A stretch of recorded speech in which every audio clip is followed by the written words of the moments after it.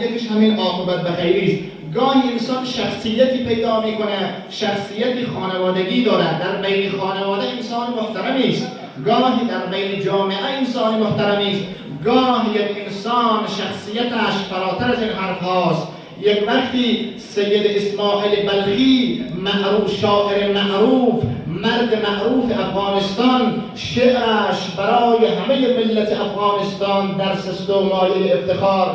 یک وقت گاندی در هند متولد می شود اما راه روش او جهانی میشه. یک وقتی ابن سینا در بلخ افغانستان متولد می شود اما کتابهای او در غرب و شرق در دانشگاه‌های پیشرفته تدریس میشه. یک وقت انسان‌های نامنشانی دیگر، یک وقتی مثلا شخص مثل آیت الله خامنه‌ای در مقابل تمام استکبار جهانی میسته، هیچ روزی تسلیم نمیشود. همان ملت را که امام حسین رهبری کرد، هیهات من نقد الله، هیچ وقت دست بیعت و سر تعظیم و سر تسلیم پیش هیچ ستمگری، پیش هیچ دیکتاتوری، پیش هیچ دشمن انسانیتی فرود نمی آورم. این انسان فراملیتی است، این انسان فرا منطقه‌ای است، این انسان فرا کشوری هست.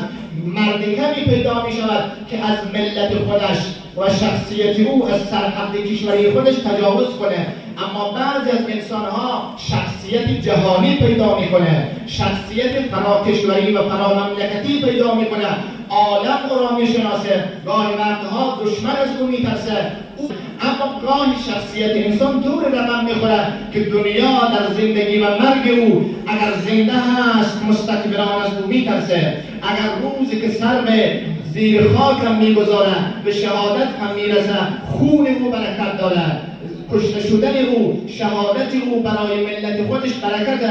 اون خونی که خون شهید یک روز در بدن او جاری است اما روز دیگر در وطن او جاری میشه. اون شهامت او، مردانگی انسانهای مرد، مردانگی انسانهای جوان مرد، خونهای نازنینش روزی در رگهای بدن و شریانهای بدن و قلب او جاری است، اما روز دیگر این بدن و این خون ملتش را و اسلام را و این کیان مقدس را آبیاری میکنه، همان خون نازنین امام حسین علیه السلام میشه. لذا در کربلا امام حسین علیه السلام که به شهادت رسید و وقایع زیاد پیش آمد، مردم ناامید شد. ارتد الناس بعد قتل الحسین الا ثلاثه، بعد از شهادت حضرت همه مرتد شد. همه که مرتد نشده بود که از دین برگشته باشه، نه، انسانهای بدن بخور، انسانهایی که در روزهای سخت روی اونها حساب بشه کم بود. ابو خالد کابلی از افغانستان کنار امام سجاد ماند،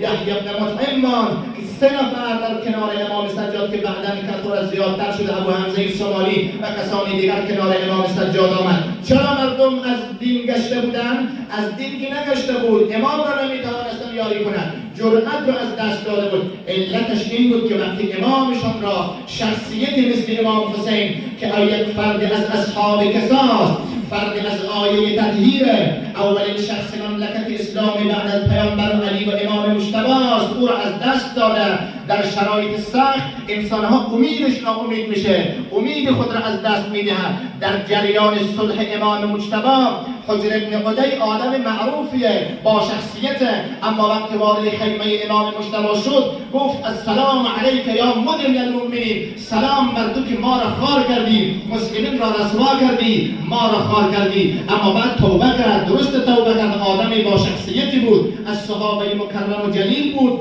توبه کرد ولی یک خطایی انجام داد و امام زمانش اعتراض کرد. بعد از هر حادثه ملت‌ها امید خودشان را از دست می‌دهند، اما نباید امید را و ملت‌ها امید خود را از دست داد. لذا از پیروان قرآنی هستیم که ولا تحسبن الذين قتلوا في سبيل الله امواتا، کشته در راه خدا را ما مرده حساب نمی کنیم. چرا؟ چون این ربهم هست، هر جا خدا هست او هست. قرآن میگه